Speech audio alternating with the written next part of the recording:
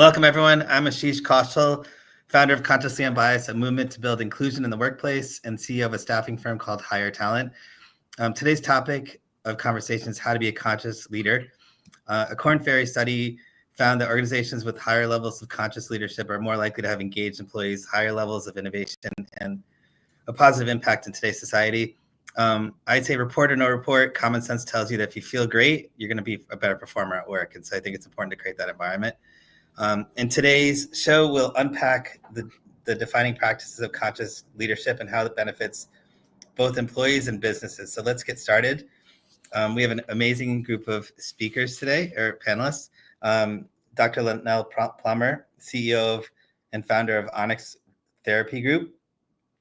You may have seen her before in the past where she's done therapy with me on a LinkedIn Live. Melva LaJoy, Legrand, CEO and founder of LaJoy Plans. Welcome. Paul Wolf, Human First Leadership Advocate and author of Human Beings First, Practices for Empathetic Expressive Leadership. Also the former CHRO of Indeed.com, Match.com, and Condé Nast. Welcome, Paul. And then finally, Michelle Maliki, Global Head of Social Impact for HP and the Director of HP's Foundation. Well, we're really excited to have you all. Welcome, Michelle. So I'm going to start off with, can we start off by having each of you share an example of what conscious leadership looks like exactly, and if there could either be a best practice or to you personally or yourself, or you do something with that you've observed another leader do. Can you share that as well? Melva, you want to start? Happy to start, and thank you so much for having me. So, quick story. A couple of years ago, there is a woman by the name of Dr. Erica Miller that I desperately wanted to work with. And I so desperately wanted to work with her that when I didn't get the job the first time, I waited 3 years to apply to be under her leadership and tutelage. At any rate, when I got the job, I decided I'm going to do everything perfect, do all of the things. And one day, Dr. Miller invited me into her office. Of course, at the time, I thought to give me a compliment on how fantastic I was doing. And she pulled up an email I had. And she said, Melva, what do you think about this email? And I said, well, it's thoughtful.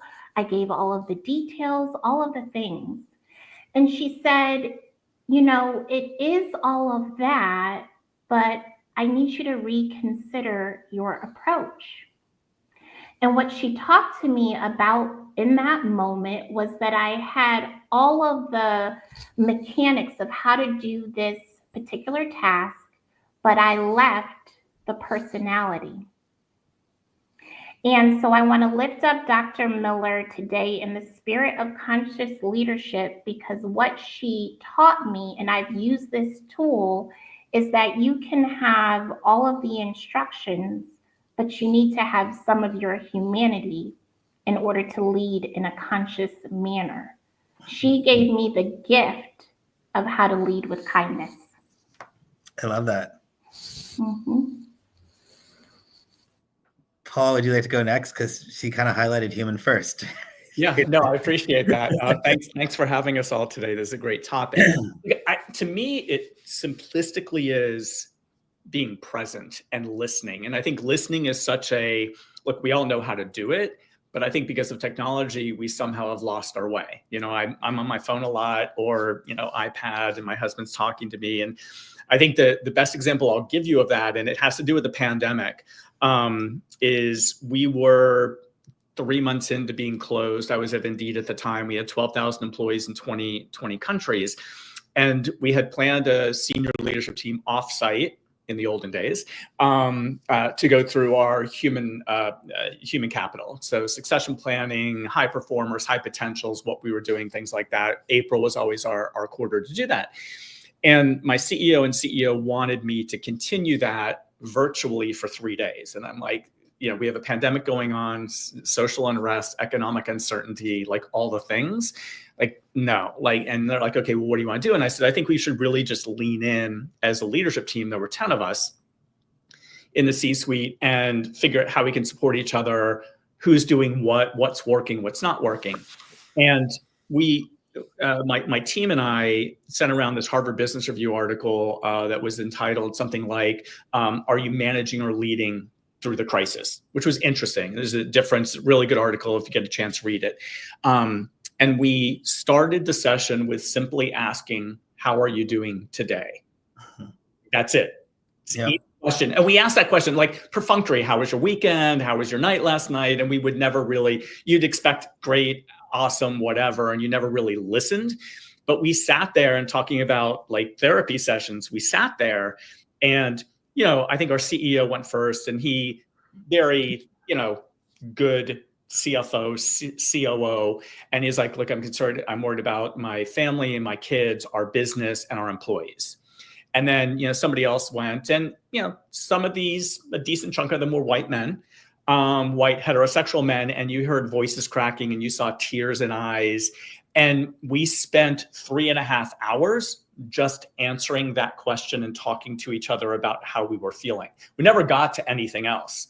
But it's that simple act of listening and trying to understand things through someone else's perspective. Because we all, even though we all may look the same or look differently, we all perceive things in our own ways of how we're raised, the environment around us and things like that. And kind of gets to my book, which is Human Beings First. And my premise there is we're all human beings first before any title we're given or we give ourselves. And we should show up that way and think about other people in that way. So that to me is what I think about when I hear conscious leadership.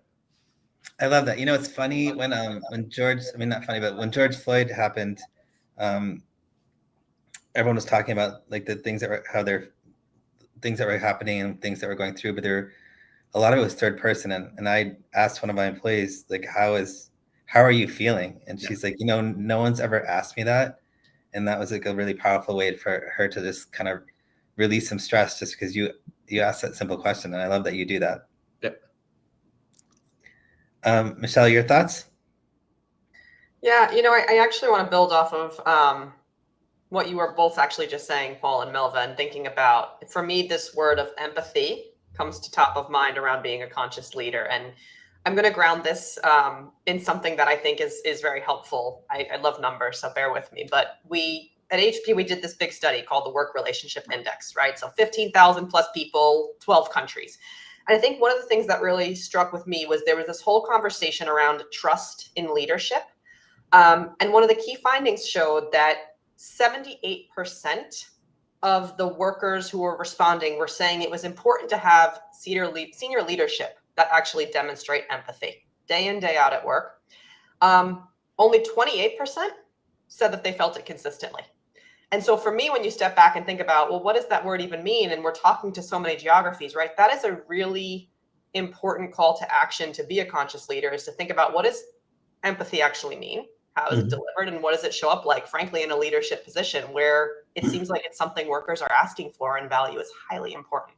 Mm-hmm. Michelle, do you feel like part of being empathetic is sort of squashing the leadership titles when you're working with people and not reminding them that you're a VP or you're a CEO? I think so. And I think, listen, from my personal perspective, there's just the hierarchy and the ways that it's like, don't talk to this person until you talk to this person, or that sometimes can maybe create that perception that there's a lack of empathy, right? And oftentimes it's like when you actually get to the individual you need to speak with, be the leader or not, you're like, oh, I wish I had talked to you sooner. We have so much in common, to Paul, to your point, right? Like there's so much other stuff that comes from it. So I think it's a really great call out, Ashish, and I agree with that sentiment wholly. I love that. In our company, it drives you nuts when somebody says they work for me. I say we work with each other. And there you go. That little lexicon shift makes all the difference, right? Yeah, it's part of belonging and making sure you feel like you're part of something. All right, my friend, Dr. LaNail, Dr. Plummer, sorry, what are your thoughts around this? Ashish, I can't believe you made me last because I have so many thoughts. And I know Leah's going to send me a message on the side like, okay, Dr. Plummer, that's enough. You're talking too much again. But when I first think about it, and again, thank you for having me here. And I'm so excited to be on panel with you all.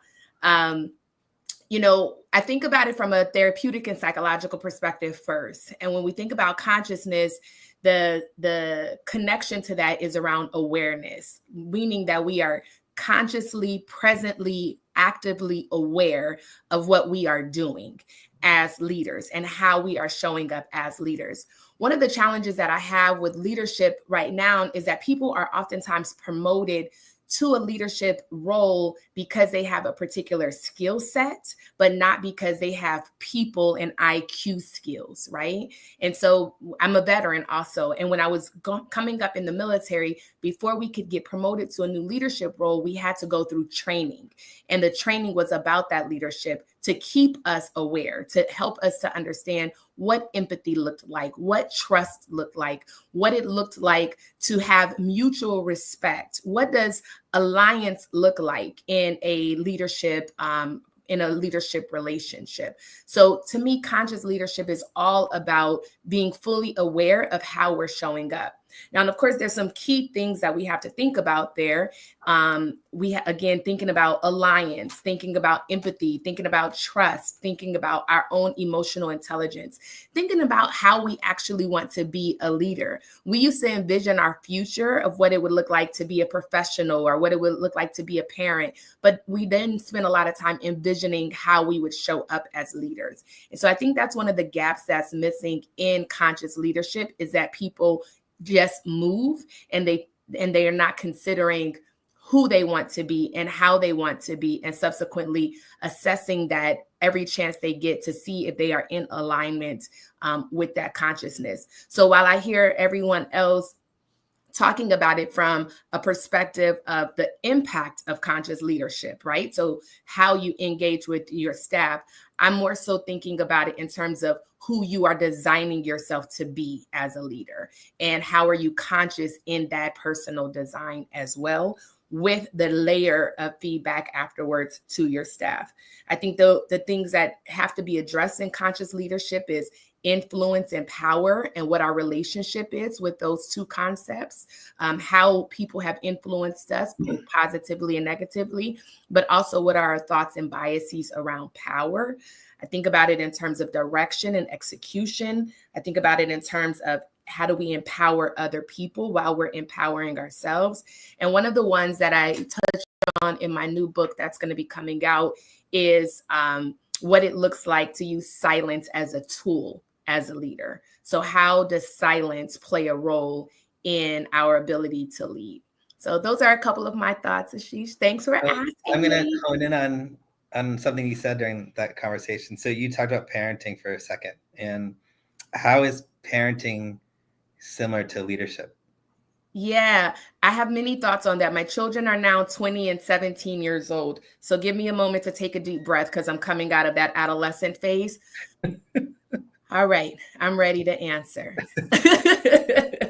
All of the things that I just mentioned in leadership, I have to do as a parent. One of the ones that was the hardest for me was silence as a tool, because both as leaders and as parents, we tend to put ourselves in a position and have our own perception that we are supposed to have all of the answers. Because I am the leader, when my staff comes to me with a question, I should have an answer. I have the years of experience. I have the training with this. When our children come with us with a question, we have that same kind of mentality. I should have the answer, right? I should know exactly the direction that they should go in so they can avoid pitfalls. And in those mindsets, we are not conscious of whatever that insecurity is that we're feeling in that moment. It's really an insecurity that we need to feel. So when I think about parenting and I think about leadership, I think about them very synonymously. The only major difference is who the audience is. As a leader in the workplace, my audience is my staff. In my family, as a parent, I am in leadership towards my children. At some point, my children will grow up and my leadership role will change a little bit. So it's really about the audience. I think that makes a major difference for me, at least. Mm-hmm. Paul, what are your thoughts? We don't have children, we have dogs, but silence is golden there too, because they don't always listen. No, I think it is. A couple things that I want to touch on, like the title conversation. Like it doesn't make a difference. Like, yes, there is this hierarchy because this is how we've done business and structured organizations for years. And somebody ultimately has to make a decision about something. But at the end of the day, I think leaders, I think empathy is hugely important. I think vulnerability is hugely important. Listening is important. You know, understanding different perspectives that are different than my own, even though somebody may look like me. And I think we get hung up sometimes on, oh, you know, you look like this person and this person and this person, so you all think about this in the same way. And we don't, because we all grew up differently and were raised differently and have had different life experiences. And so I think, you know, the other thing to me that is so, like, I think, Dr. Plummer, you said it about having all the answers. Like, this is something that has stuck with me for a long time. So I'm old. I was lucky enough to work at GE when it was Jack Welch's GE back in the heyday and go to Crotonville, their leadership like learning center. I was on a rotational program, so I got to go once a quarter. And, you know, one of the classes I still think about to this day and use as I own my own business today is finance for non-financial leaders. Like, I understand how to read a P&L because of that class. And I still, every once in a while, will go back and crack the book open because I still do have it. But then I remember like the leadership class I went to. So the GE leadership class, like this was 1991, 92. And it was like, oh my God, like I'm going to a leadership class at Crotonville. This is amazing. And you sit through it like, oh my, like this is great. This is like you're taking copious notes and all that stuff. And now dial forward, I don't know how many years, 30 plus years. What that class taught me was to be an imposter. It told me I had to have all the answers. I had to have control, never let them see you sweat. I'm paraphrasing. It was much more intellectual than that. But what it was teaching us is to act differently when we were at work because we were leaders. And I just think that's bullshit. I think that is the worst thing a leader can do. Like, there were plenty of that pandemic, and I probably use the pandemic as an example a decent amount. But, you know, early in the pandemic, all eyes turned to chief HR officers from companies because we were nurses, doctors, therapists, a little bit of everything to everybody. And I remember I got some pushback from a group, an engineering group, leadership group at Indeed, because we decided to close on March the 2nd. So we officially closed on March the 3rd, which is about a week before other big tech companies based in the US did it. And I was in an all hands, like on the 4th, talking about it and how we made the decision and why we made the decision. And my answer was, our goal is health and safety and protecting our employees. That is our goal. Like, that's it. And data, being a data-driven company, was one of our values. And they were asking for the data. I'm like, if you can find the data, send it to me. Because I'm happy to look at it. But we're like 2 weeks into this in the US. There is no data. Our medical advisor doesn't have data. And so it was just, you know, I could have made something up or like, you know, talked about all these other reasons we did it. It's like, look, we're just trying to protect everybody. I have, you know, 20 countries, 12,000 people. The easiest thing to do is tell you all to stay where you are, where hopefully you're safe. And so I think that is like, there's this, I think any leader who was of an age has probably been through a bunch of leadership classes that taught them to do something different than what we are talking about and likely will continue to talk about for the next 40 or 50 minutes. And I think in my book, I talked about it too. We as leaders need to show up as human beings. Like I have a husband, we have 3 dogs, I run a business, my husband runs a business, you know, we have all this stuff going on. Melva has her own stuff going on. Dr. Plummer has her stuff going on. Michelle has her. Ashish, you have your stuff going on. And so we all as humans have our own things that we're dealing with along with being a leader. And so we need to kind of take care of ourselves along the way too. Yeah. And it's funny because I'm going to get back to the conscious part of it, but the 2 things that came out of that discussion was, one, the imposter syndrome, sort of needing to have the answer and then BSing your way through the team that reports to you, just like when you do it with your dog or your child.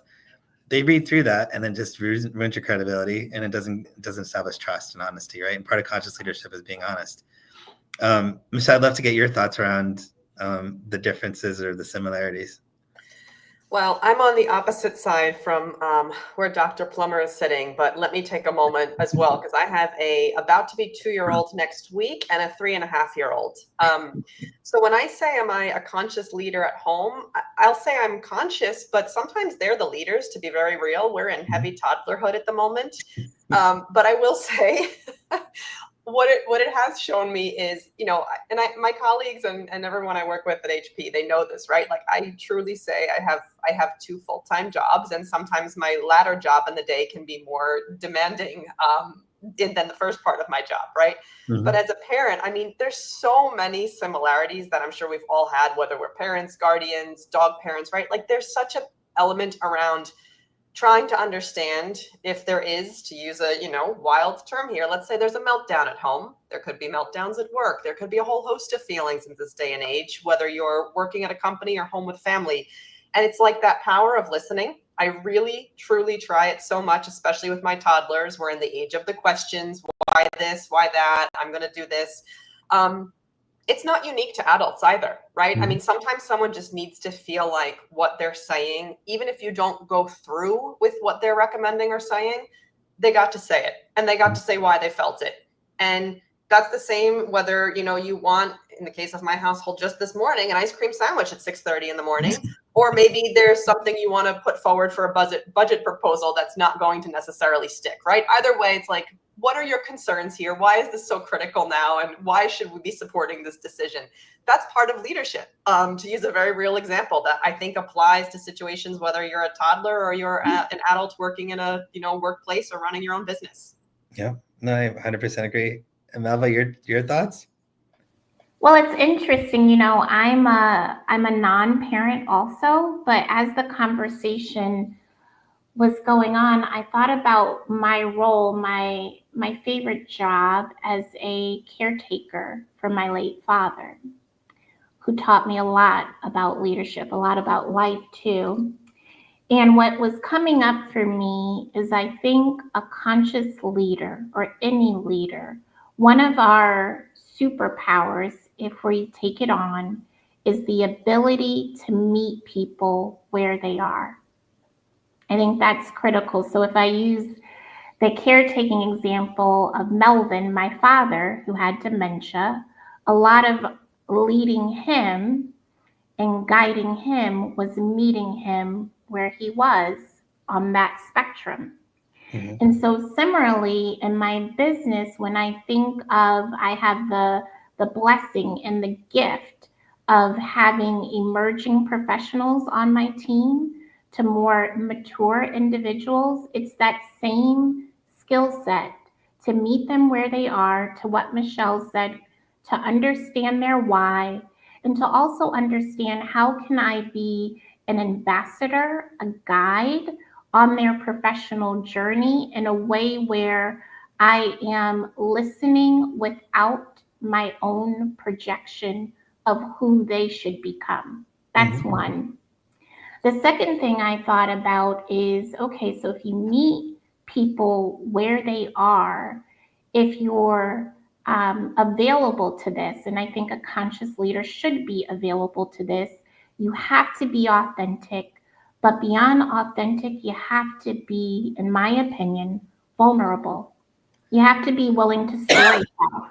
So I think, to Paul's point, for a lot of the leaders that we may have admired, who we admired was their representative in the work. They showed up a certain way, they said a certain thing, and oh my gosh, they're so successful. But there was no understanding of all of the messes that became their message, all of the trials that became their triumphs. And I think that what I strive to do, and I don't always get it right, I try to tell my team the story of, yes, I'm here now, but I remember when I couldn't pay myself. Yes, I'm here now, but I remember where I sent an email with a massive typo and it was horrific. And guess what? I lived another day.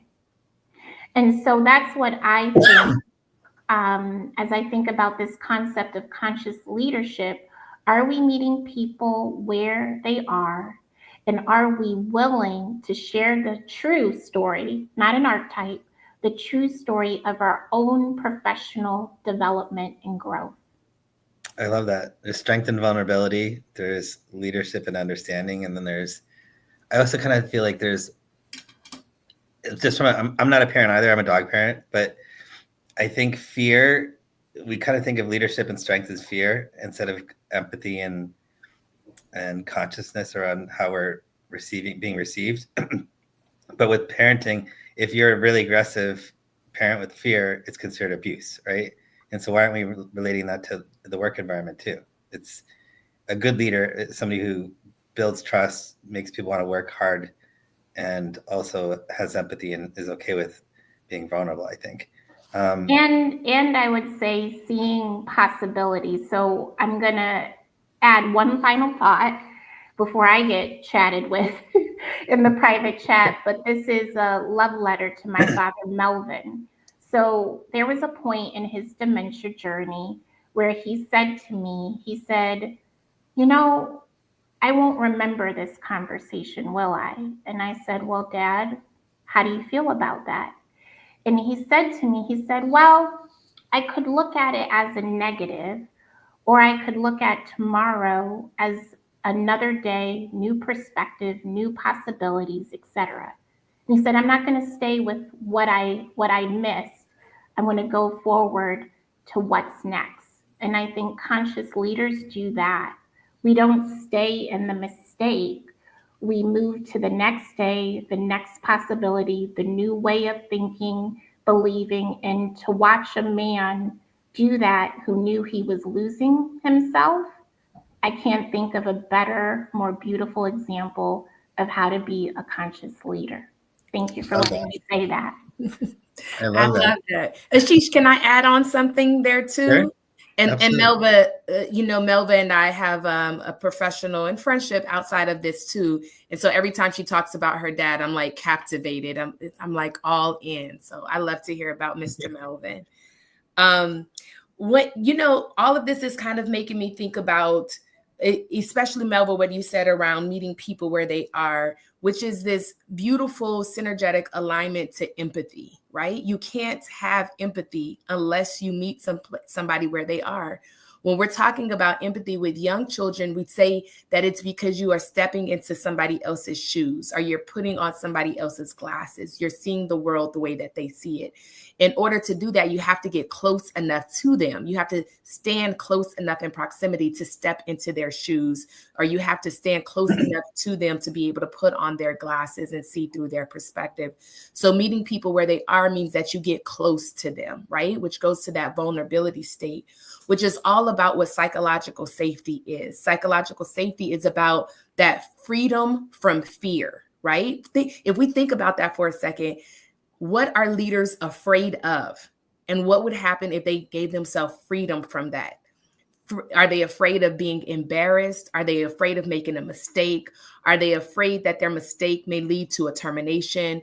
Are they afraid that they won't be respected? Like, what are they afraid of? And as they address that fear and create the freedom from that fear, they become more conscious in that process. And through that consciousness, they can lead a little bit better. When we think about it from psychological safety, we're also talking about that open communication. When we are willing to say what is true for us, it shows people that they can be able to say what is true for them too. Now, of course, there has to be respect in there. There has to be some intentionality with the words that we're using, the syntax and the semantics of it. But there also has to be this willingness to be open while we are communicating. And then that last part, like we highlighted already, was that trust and empathy.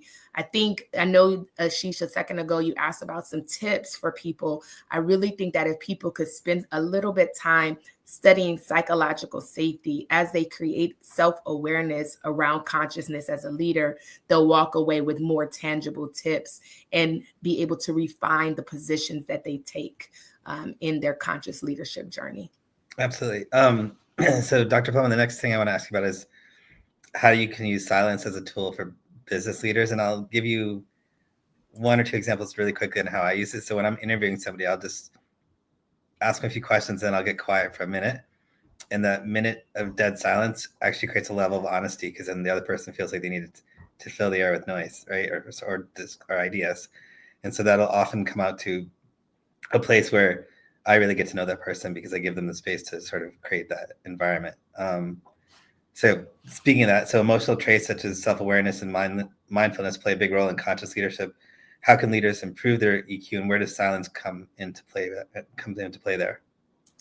Absolutely. Similar to Paul, we keep talking about these books that we're writing or have written, right? So in the new book, there's a chapter that's dedicated to silence as a tool, particularly because as we have continued to grow and mature in our society, we expect everything to happen quickly, right? We want some food, we go to a fast food restaurant. We want some popcorn, we put it in the microwave. I'm Generation X, so I grew up with popcorn that you had to put on the stove and shake the skillet a little bit.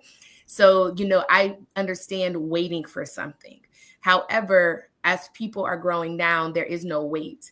And so, like you mentioned, people want to feel in silence. They believe that the answer has to be immediate, that the solution has to be immediate, that to connect it has to be immediate, as opposed to taking the time to cultivate a true answer.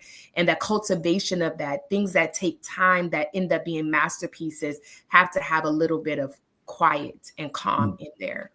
So I think about silence as a tool because sometimes we need to just say something and give a second for our folks to be able to absorb that information, to not expect them to have an answer right away, to intentionally create a space for that. So for example, with my staff, I may say, I'm going to ask you all a couple of questions, and I want us to take about a minute or two to just think. Do not feel rushed to give me an answer. And if you need more than a couple minutes, that's fine. And I state the question, and I literally put on a timer so that nobody rushes.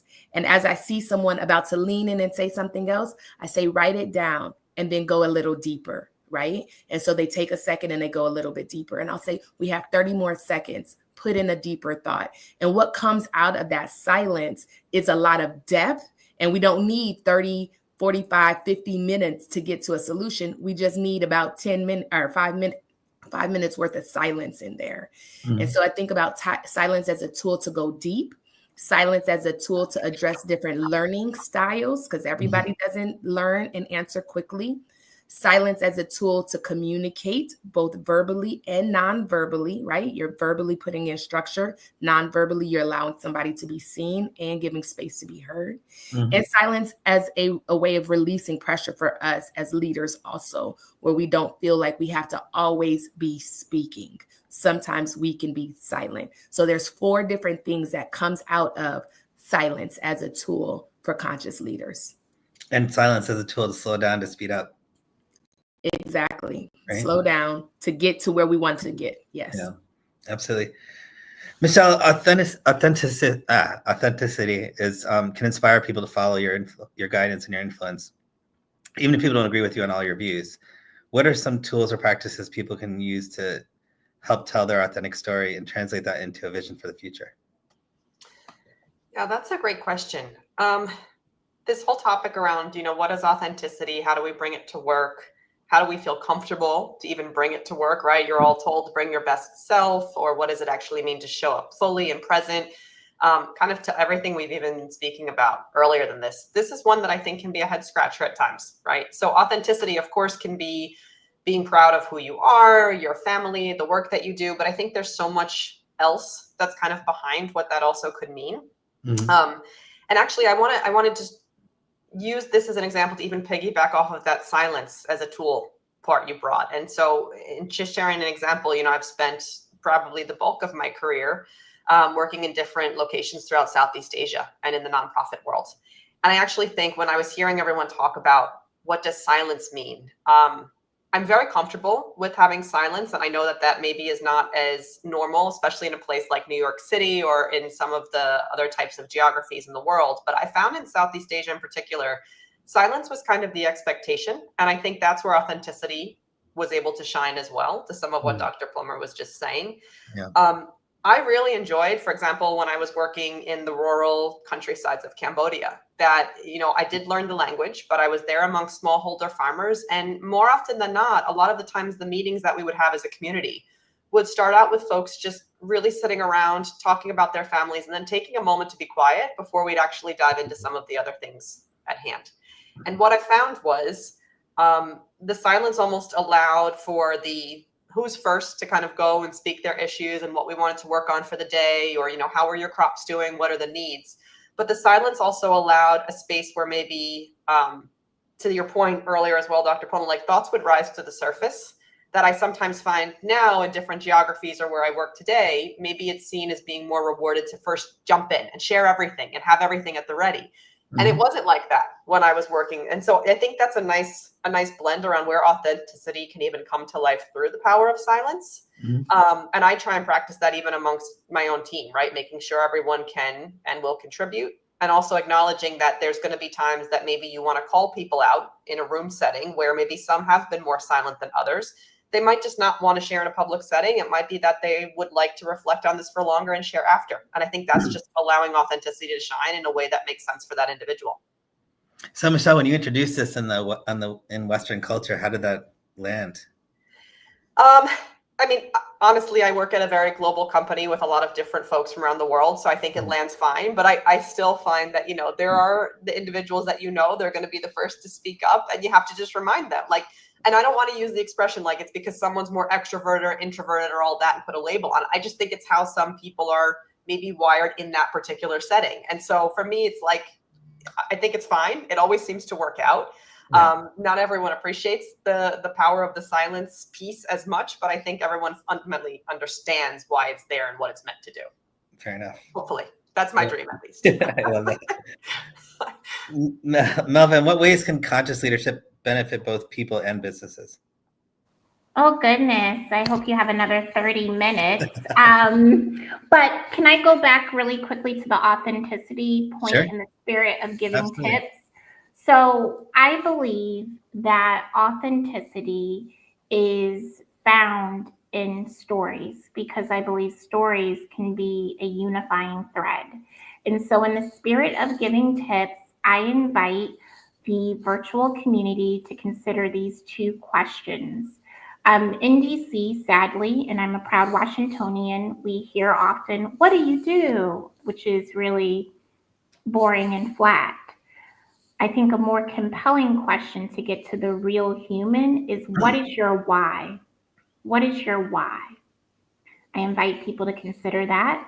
The second one I want to add is, for a variety of reasons, as the phrase goes, life can life, right? And you never know what people are bringing into the work environment. And sometimes I ask my team, what is anchoring your joy? What's sustaining you? In the spirit of unifying us. So I just wanted to throw that out there. In terms of the benefit of being a conscious leader to businesses, I'm sure there's a stat, maybe Dr. Plummer can back me up, but at the end of the day, I believe people, how does this phrase go? People leave people, not organizations. And I feel like someone smarter than me said that, and I believe it to be true. And I think the future of leadership, if you want greater productivity, if you are results driven, so I'm talking to that very specific type of leader, the way to achieve that is implementing all of these tools. Are you empathetic? Are you authentic? Are you conscious? Are you managing the human first?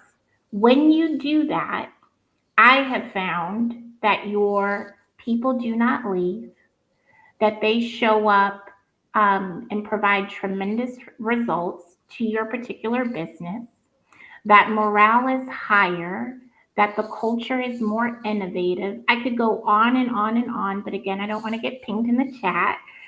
But that's to say that businesses that are successful, I firmly believe at the top of those organizations are the conscious, thoughtful, human first leader. And businesses that are not, guess what? Those people are leaving. Yeah, And this is someone awesome. here has a stat, I'm sure, but I know that to be true. Oh, 100%. You also think about just general job satisfaction. I always say, if you like the environment, your job, then the role and the salary are number 2 and 3. But if you hate the way you're being treated, then salary is going to go to the top, but it's more expensive to the business, right? So it's kind of a really simple formula to get cost savings if that's one of your drivers. Paul, what are your thoughts on authenticity and conscious leadership, both benefiting businesses and people? Paul, before you answer real quick, I just want to go to Melva's point. I did put some stats in the comments for those who are looking for them. Sorry. Okay, great. Thank you.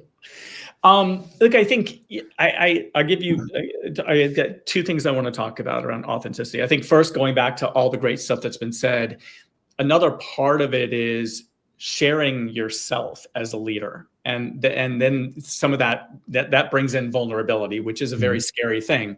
But in my experience, it's one of the most powerful tools that can move or create a new relationship or a new connection point with a group of people or an individual. And I think that by doing that, you're showing more of yourself and sharing more of yourself. And I'll give you it's an extreme example, but a simple example that happened. During the pandemic, we were doing Q&As weekly. There was a weekly email, believe it or not, that came out from me every Thursday with like a recap of everything that was going on. Oddly, it had like an 87% open rate, which most CHROs never experience that in their career. But I think it was just this big informational thing while we were all forced to work from home. So I had been diagnosed with OCD and anxiety like 15 or 20 years ago, and it had been fine. Like behavioral therapy, drugs, all sort of like it helped sort it out for me, and I was fine with it. During the pandemic, it started to manifest itself very differently because I wasn't leaving the house. I had the typical making sure doors were locked, ovens were off, irons were unplugged, like stuff like that. So I was here. It had to manifest itself in different ways than it did through skin picking. And I was on with therapists virtually and my doctor, and like anybody that's been on mental health drugs, you've got to step up to them the right doses and step down when you need to get off of them. So we went through all this, and I was just having a kind of go of it. And people were commenting to my team, like, Paul's like different, he's acting differently. And of course, when you're the CHRO and you are at a recruiting company during a pandemic, they think the worst. They think we're letting people go, we're closing the business, like all this stuff. And so during one of these sessions with the internal comms manager that drafted the email for me, she sent it to me and I looked at it and I added 2 paragraphs, which were basically, I have OCD. This is how it used to manifest itself. This is how it's manifesting itself. And if I show up differently, then it has nothing to do with anything else other than what's going on with me. Email went out and I was in meetings later that day. I had like a 30-minute break, and I'm about inbox zero type of person. My husband has lots of red numbers on his phone that make me very anxious. So I go in, I have like 400 unread emails, new emails. I'm like, what? Like something clearly has happened. These are all emails in response to my 2 paragraphs in my email. And what it did was, for people that I already knew, they learned more about me, something new about me. So we had a new connection. And for a vast majority of people who knew who I was, but I did not know personally, they were, I have bipolar disorder, I have OCD, I have this, I have that. Here's the drug that works for me. Here's what works. It was just this moment of simple authenticity and vulnerability that created this it was not my reason for doing it. I was just trying to like calm people down. I think the other example I'll give you, and I got yelled at in the chat, so I'll make this very quick.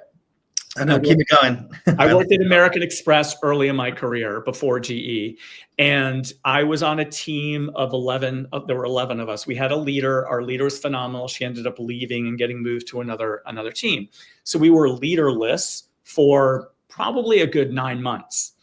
And in that 9-month period, I think that was probably the most high-performing team I was ever on, because we all knew, we had psychological safety, we trusted each other, we knew each other, we knew, things that other people in the organization didn't know, and we just focused on running through brick walls because we wanted to do the best that we could do for the company and the department we worked in. And we didn't have a leader, but it was that group of people coming together and being authentic and vulnerable and caring and listening and hearing that created this team that was like the rock star. Yeah, I love that. I mean, I love the story that you shared in the beginning with the strength and vulnerability, because you shared what you're really going through. And I think that opened up the rest of the company to be, I call it permission to be honest. Yes. And when you give people permission to be honest, then they become. And it creates psychological safety, because if Paul can say it and he's an executive, then it should be okay. The other thing I'll point out, and I'm going to get yelled at again, is I don't know that I've seen a company with conscious leadership. I have seen team. It all depends on the leader. And so like, I think about, okay, what can I impact? And like selfishly, when I was at Indeed, it was like, all right, I have 8 direct reports. How can I make this experience as great for them as possible for as long as they're here? Mm-hmm. And that was the team that I could influence directly. The rest of it was through indirect influence, even though I was an executive. Like some people didn't care that I sent an email or what I had to say or whatever the case may be. So I think that's the other way to look at it. Even though you may be in a company and you don't see it from the C-suite or your leader, like you can impact change on your team and on your direct reports outside of that as well. Wow, I love that. Well, thank you for those experiences and sharing that. That was amazing. So Dr. Plummer, you're telling me that there's a 400% return on every dollar I spend with conscious leadership? Hold on, let me look at what $4. We're $4. $4 for every dollar I spend. Okay, yes. I was like 400. Wait, hold on. I might have added a couple extra zeros there. Before I answer that, Ashish, Paul, what you just referred to at the end is what we call isomorphism and parallel processing. So what a conscious leader does with their team, that team will have a breakout, and they will do that with others. Yeah. So if you do that with your 8 reports, then when they interact with other people, they'll do it the way that you did it, right? Because you're their leader. And so where we don't have conscious companies, I agree with you, we definitely have conscious teams that have this span out. So for those that are leaders and listening in today, to add on to Paul's point, look up the term isomorphism and look up the term parallel processing, and you'll see what the ripple effect of your consciousness as a leader will do for your team and for the people that work with them. Yes, Ashish, indeed. And I also want to apologize to Paul, because I jumped in like we were playing double dutch when I mentioned these stats, but I could have definitely waited until it was my turn. So apologies, Paul, for doing that. No worries at all. Thank you. But there's definitely a $4 return for every $1 spent when we are thinking about psychological safety. And that means that maybe it means that we are training our leaders and allowing them to be trained in psychological safety. Maybe it means a series of other things. But what we have absolutely 100% been able to track from a data perspective is that for every $1 that a company spends on psychological safety, on creation of conscious leaders, there is a $4 return. And that $4 return can look like the reduction in employee turnover. It can look like increased productivity by 20%, which allows for us to have a financial increase of revenue by at least 30%. It can mean an improvement in customer satisfaction ratings, which means that our customers are now marketing for us. They like the experience with us, so they tell others about us, which means we don't have to spend the same amount of money on marketing because our satisfied customers become part of our marketing experience. And it also means with that there's an increase of company sales. So conscious leadership has a financial return. Psychological safety has a financial return. And so, yes, to your question, before Aaliyah says something else to me about my time, because I'm long-winded, the answer is yes. For every $1 that is spent, there is an equivalent of $4 in ROI. So I'm going to throw one more question out that we haven't really talked about, but if you think about conscious leadership and things like that. So when I grew up, I didn't have social media. And so I wasn't being constantly bombarded with insecurities, right? And I feel like what Instagram and social media has done is created generation anxiety.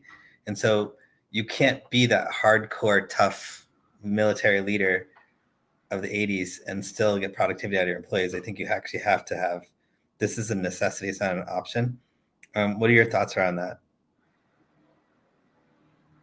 Is it to me in particular? Well, anyone, all of you guys. Okay. I can answer briefly in 30 seconds. I learned that lesson the hard way. I'm a veteran, and I was an officer in the United States Army, and I was raised as, my father was a single father, and he was an enlisted soldier for 26 years in the United States Army.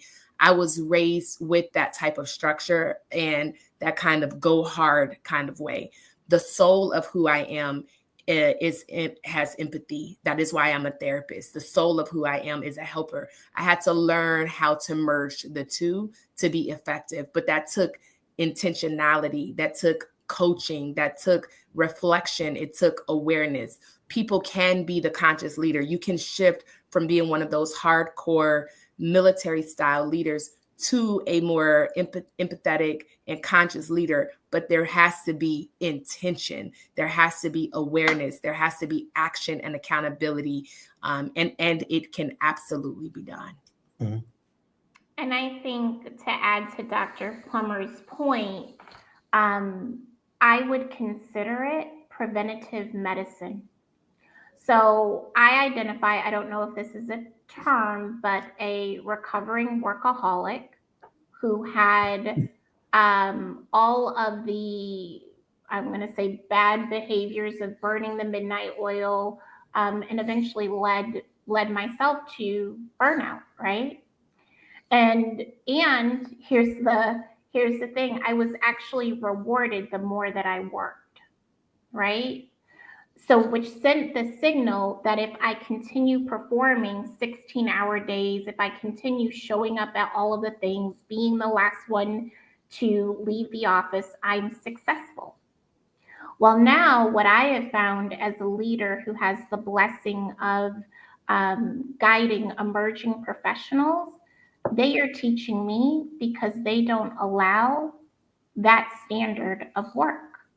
Mm-hmm. So now what I'm finding is being asked about balance, being asked about, and I don't mean to say this in a way that's minimizing this, but my emerging professionals are asking me questions that I think I have created a safe space where they feel like they can ask it.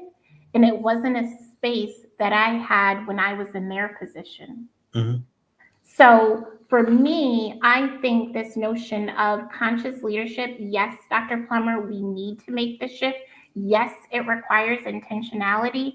It also requires, at least in my case, some therapy to deprogram the lessons, the bad lessons of what success looks like, as a critical piece of preventative health. Because what I have found is that we are dealing with a workforce. There are some leaders who are leading with their trauma, their unresolved trauma, and projecting that to the next generation.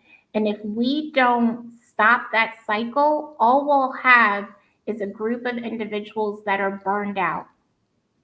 Not a group of individuals, to all of the wonderful data that Dr. Plummer just provided, that are excited about work, that are excited to be innovative, that want to grow, will create something that we may all have experienced, or let me speak for myself, that I experienced, that we shouldn't continue moving forward.